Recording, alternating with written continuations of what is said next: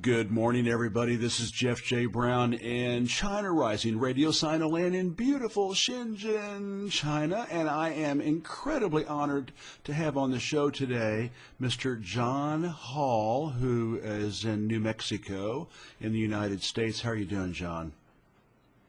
Just great, Jeff. How are you? I'm doing super. Hey, listen, let me tell the folks out there how I met John. I did a series of interviews with Kim Peterson, the former co-editor of Dissident Voice, and started looking around on that website, and I saw an article that kind of caught my eye, and I clicked on it, and I was laughing and just stimulated and just was amazed at this article I read, and it happened to be written by you. And then I started reading a bunch more of your articles, and I just you're a real wit and have a fabulous sort of Hunter S. Thompson way of looking at the world. Let me read to our fans out there your bio that you put on the Dissident Voice, and this will kind of give everybody a flavor of your writing style. It says John R. Hall is a street-trained agnotologist with an advanced degree in American ignorance. Other hats include photojournalist, novelist, restaurateur, mountaineer, grocer, nurseryman, and janitor. He's written 3 novels which have been read by almost nobody: Embracing Darwin, Last Dance in Lubberland, and Atlas Fumbled. An untrained writer and college dropout, he began his short career in journalism, writing the excursion column for the Jackson Hole News and Guide. More recently, he penned the left column for the Molokai Island Times, appropriately on an island once known as a leper colony. And then you updated this by saying, because I know you just moved to New Mexico, John currently resides, writes, and protests injustice in the shadow of the Sangre de Cristo Mountains, and walks among the spirits of those who once occupied the 79 disappeared pueblos. Wow, what a resume.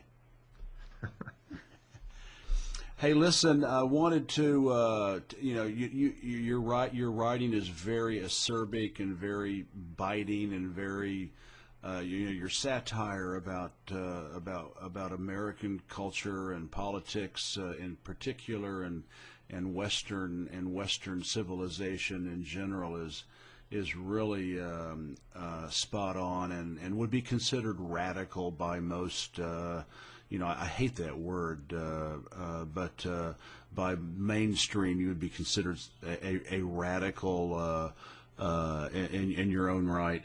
And in my book, China Rising, in the prologue, I tell people about my journey from being a mainstream, Oklahoma boy to becoming what people would want to call a radical, and it's given a lot of people out there hope about, having the courage to maybe step outside the box and be different and stand up and tell what they think is the truth. Can you kind of tell us how you went from probably a mainstream boy, I understand your father was in the military, and how you became a quote, a radical, end of quote? I guess I am a radical, Jeff. Most of my family won't even have anything to do with me. No one reads my articles. I do. You mean no one in your family? No one in my family, Okay, yeah. You've got it. I think I was a radical from a very early age.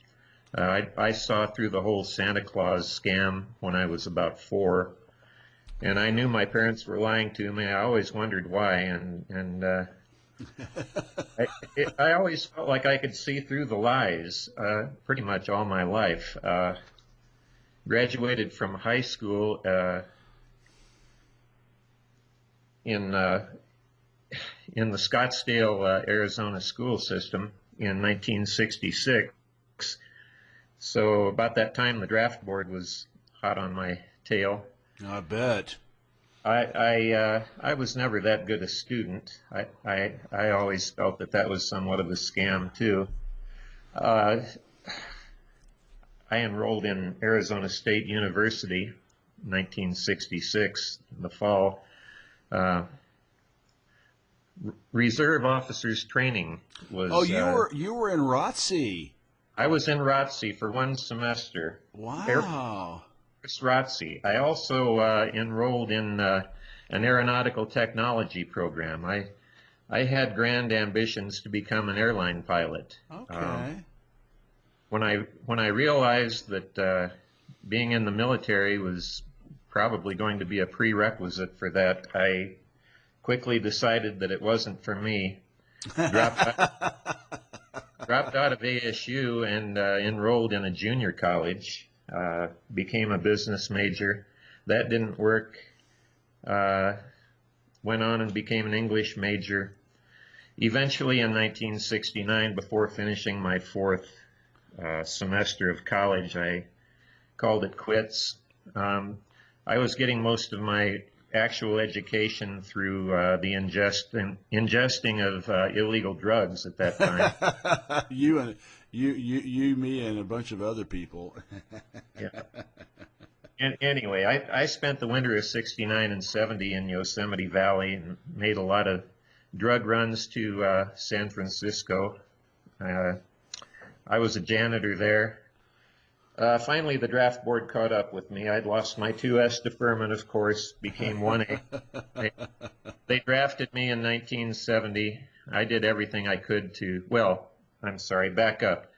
I tried for the conscientious objector deferment, but I was told that since I had no formal religious training, that I couldn't possibly have any objections to going to Southeast Asia and killing me. So I ended up showing up for the physical. Unfortunately, I passed the physical. I gave him the finger and walked away. A few months later, an FBI man showed up at my door, and I gave him the finger and told him to go away. Then another draft notice came. I went through the same rigmarole, refused induction for the second time.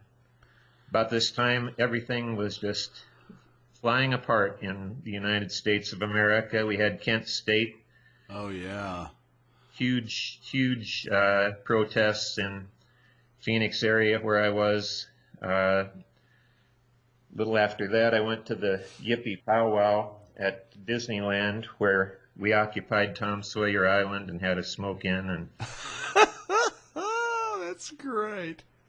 L.A. riot police came in and busted a few heads and shut down the park. Only time it's ever happened, as far as I know. I didn't know that story, John. That's amazing. Okay. Yeah. I believe that was 1970, summer of 1970. Wow, I was in 10th grade. Yeah. Amazing. Anyway, I got prosecuted by the government for my crimes against the state, and they sentenced me originally to 9 months at Lompoc Federal Pen. My lawyer told me that they really had no interest in imprisoning young white boys, so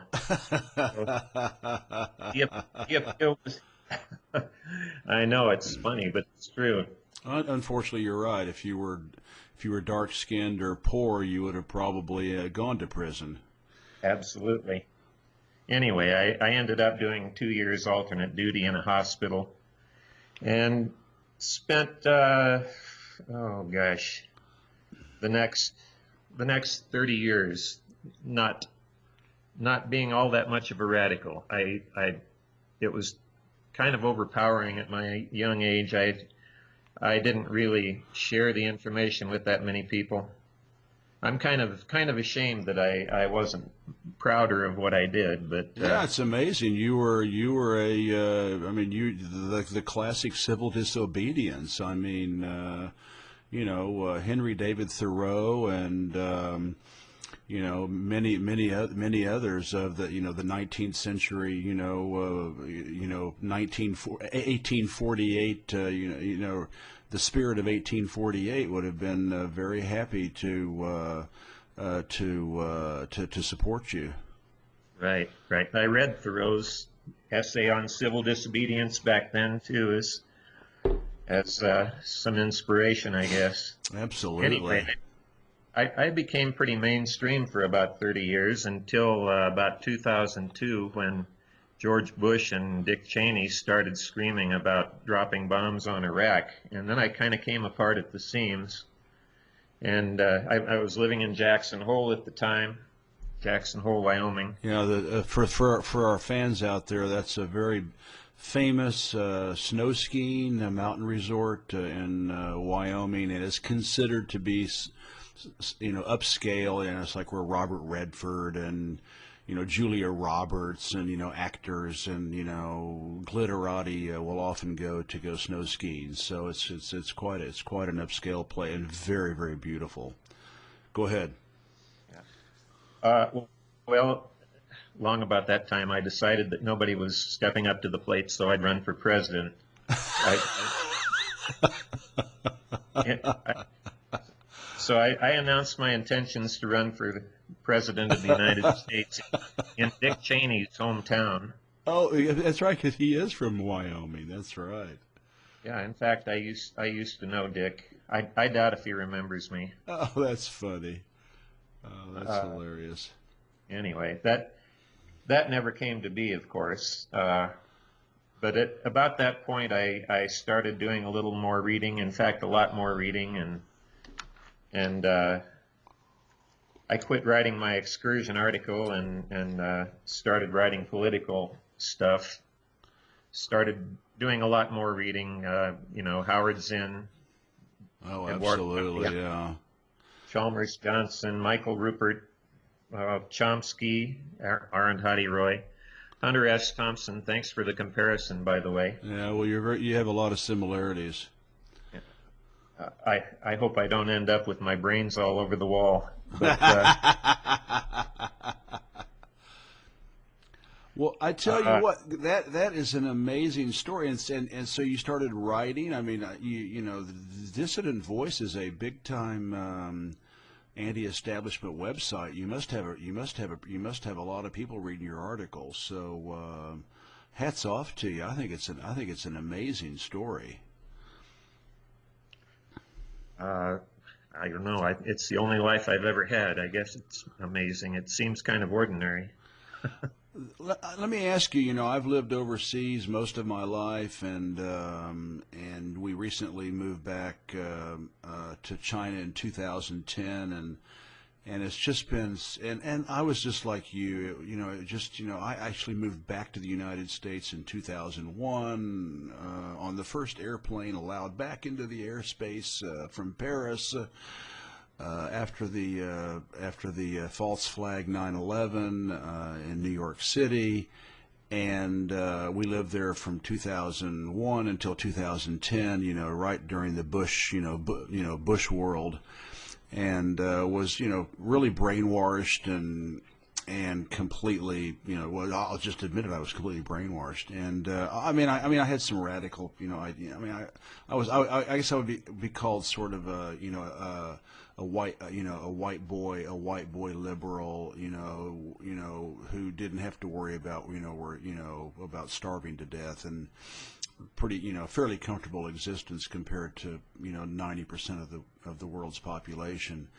And then we moved back over here, and that's when my scales started coming off, and just watching, what's going on, well, I saw the difference in 2001. I had left in 1980, and when I came back, it was like a changed country.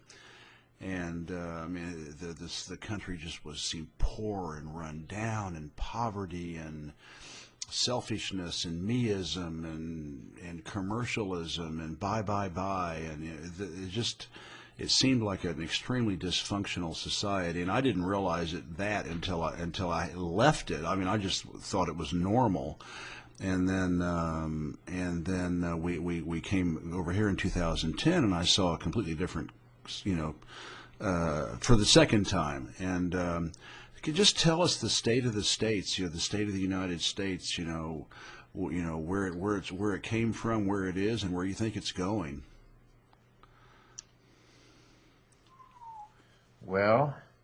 Boy, that's a long story. How many hours are we going to do this? You've got about 5 minutes.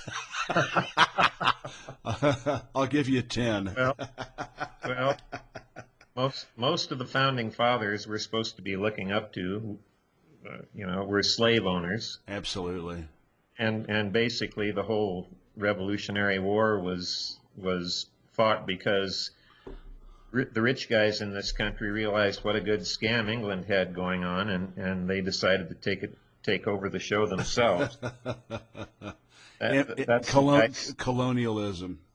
Yeah, that's the way I see the whole thing. Yeah.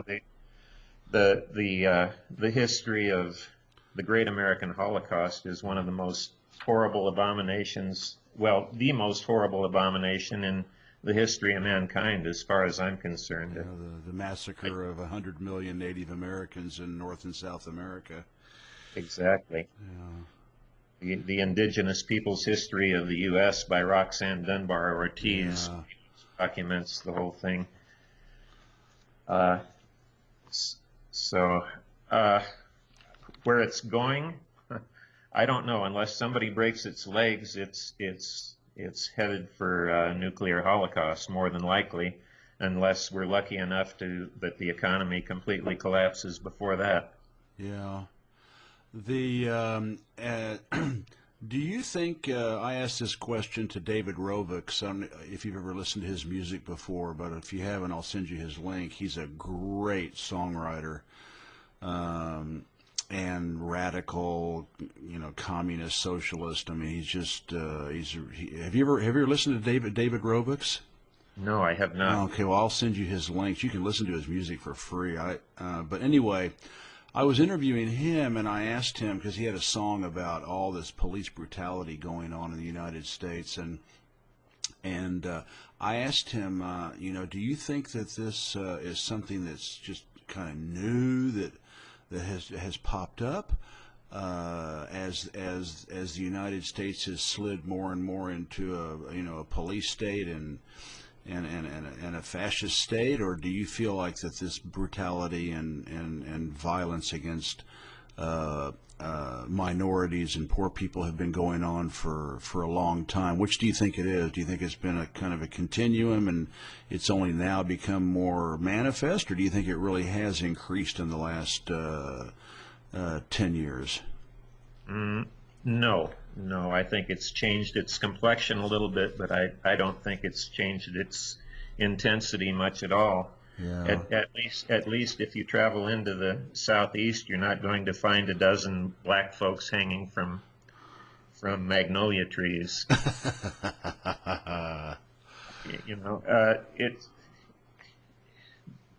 And now with since right after the war, when the CIA took over operations, it's a lot of it's swept under the rug. You don't see as much of it. For example, the Standing Rock debacle.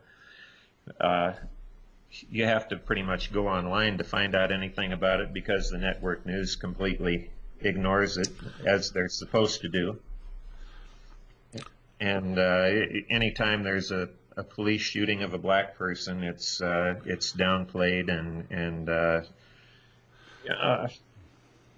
doubt is cast upon whether it was really necessary, and it's usually always decided in favor of the police. And it's not just blacks and Latinos.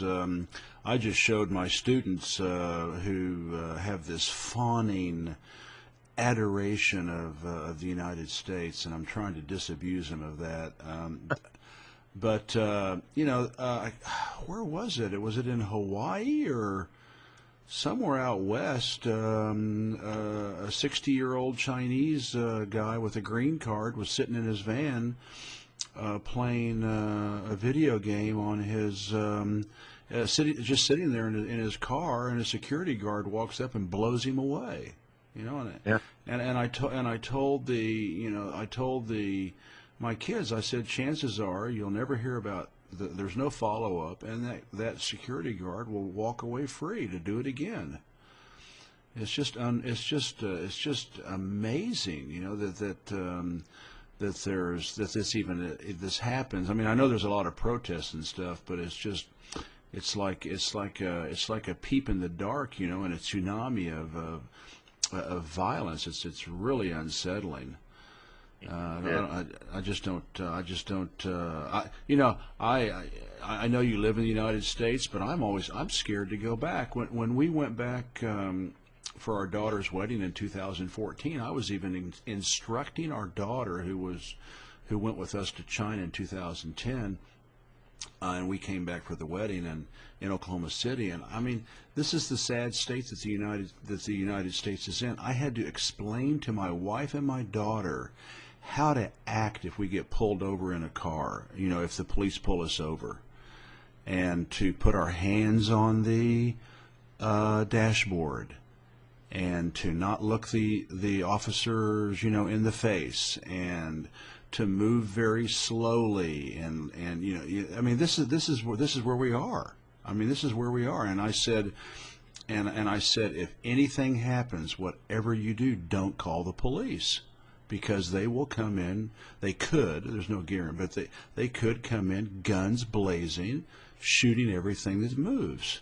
I mean, this is where we are today in the United States, and they're wearing military gear and using military hardware that was given to them by the Department of Defense that was left over from all of the, you know, our worldwide Wehrmacht. I mean, it's just they look like you know, they're ready to go to, you know, war against, you know, in some science fiction movie. So it's amazing. I believe the transition to police state is complete in the United States. We spend a lot of time in central Mexico, and every time we tell a neighbor or friend that we're heading down that way, the response is always the same. They say, "Aren't you afraid to go to Mexico?" My response is always that, no, actually, I am afraid to be in the United States. And frankly, we are in the process of planning to probably move to Mexico and become expats down there and get the heck out of here. Well, I feel very, very safe here in China, and we just don't have any worries about, you know, guns and violence and getting robbed on the streets and shot by the police, and you know, it's just it's a whole different mindset over here. I will ask you your thoughts about China, but tell me, you know, what a year, you know, 2016 and now 2017 with the election of Trump. What are your thoughts on his presidency and the future of the world with him in the White House, and compare him to, you know how would it have been if Hillary had been in the White House, Hillary Clinton? Well, phew. I've got to tell you that I subscribe to George Carlin's theory on American politics. I don't vote. Okay. I gave up on elections after I worked for Barack Obama in 2008, and was so sorely disappointed. And about that time, I realized that elections are out of our hands. And Yeah. as George Carlin said, you can go out and vote and elect whoever you want. I'm going to stay home and drink a beer. There's really no sense in it, because the elections are preordained. Absolutely. I know that the common theory on Trump is that he's an outsider and a populist, and people either love him or hate him. I really don't know what to think of him. My gut feeling is that the CIA, being what it is, he was secretly the chosen one. Everyone thought that it was Hillary, but I think that Donald was the chosen one, and I think that a lot of his ideas are going to push us even further into a deep state of fascism. I hope that's not right. I'll give him the benefit of the doubt for a while, but everything he's done has been so negative. Doing away with the EPA, coming down hard on sanctuary cities like Santa Fe, New Mexico, where I live. Putting in a Department of Education head who's never been in a public school. Yeah, it's the Amway family. Yeah, and her brother is Eric Prince from Blackwater/Z. Oh, God, really? Serious, yes. Oh, I didn't know that. Yeah. Unbelievable. Well, I'll be honest with you, John, and you may hang up on me. I'm in Oklahoma. We had the choice of three and I still vote. I don't know why, because you're right. I mean, they're selective. They're not elected, and one of the reasons I do vote is it does get down to the school board level and the city level, and at that point I do feel like there's more. I do have some voice, like in the mayor of Oklahoma City and my school board, and bonds to build schools and stuff like that, and state questions, that socio-cultural, state questions. So I vote for all those, and I voted no against all the judges, just even though I don't even know who they are, just for new blood. For the I had three choices. I had Gary. What is it? Gary Peterson? No, Gary Johnson. Gary Johnson, the libertarian candidate, Hillary, and Trump. And of course, if I could have voted for Jill Stein or a communist or a socialist, I would have. But they would never be allowed on the ballot, which is makes a mockery of democracy. But for me, it was more of a protest vote. I mean, I think Hillary would definitely take us into World War III, and so I've actually voted for Trump just as a protest vote. I mean, it was a complete waste because in Oklahoma he won 70% of the vote anyway, and with the Electoral College, no matter who you vote for, it doesn't matter because So anyway, I just did it kind of as a protest and against Hillary and the fact that has committed crimes against humanity in Libya, and she was the one that was really behind the total annihilation of Libya. And so I don't know. I like you. I'm trying to, I know domestically he's just. He's all over the place, and I actually think the guy cares about his citizens, which is more than I can say about Obama and Bush and Clinton and Bush and Reagan. Probably the last president that seemed to actually care about the people was maybe Jimmy Carter. But yeah, he really I don't know. I've written about him several times, and I'm trying I'm trying to give him the benefit of the doubt, and we'll just have to wait and see. But as this is the sad state of politics in the United States. It could have been Hillary. Exactly. That's where we are. It could have been Hillary.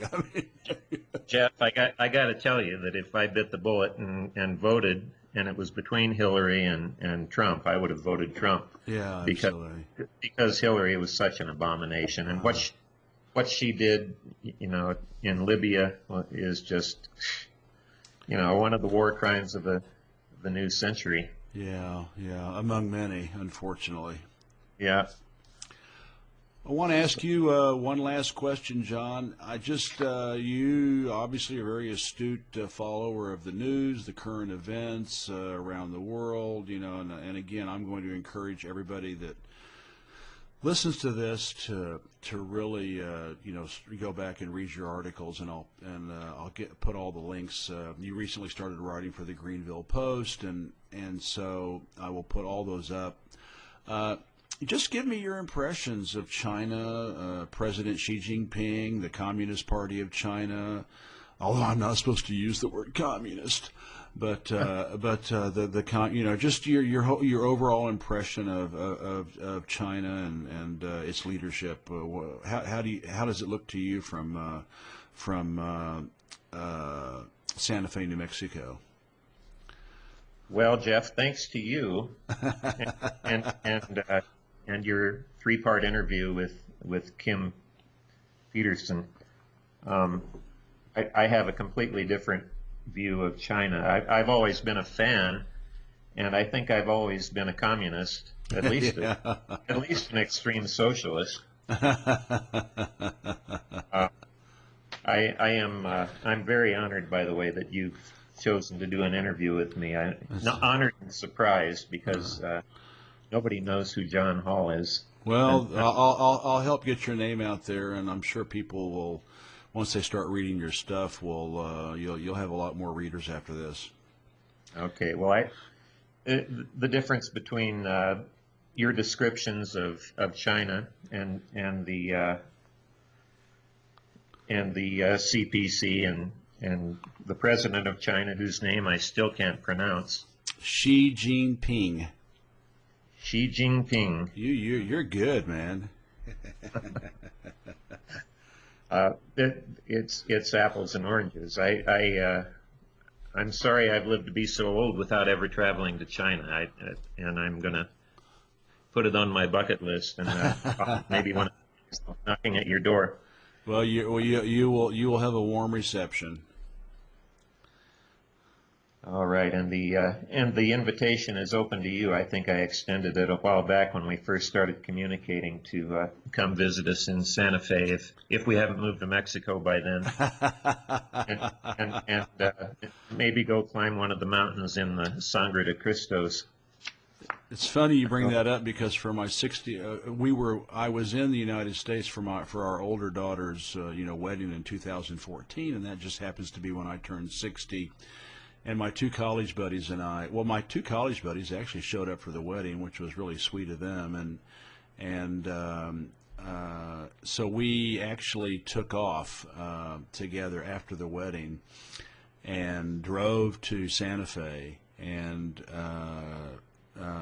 climbed up Mount Wheeler, the tallest peak in New Mexico. And we didn't quite make it. We got, I don't know, I forgot my altimeter. I wrote it down some place. We got, I think, within, I don't know, several hundred feet of the peak. Yeah, that's such a beautiful part of the world.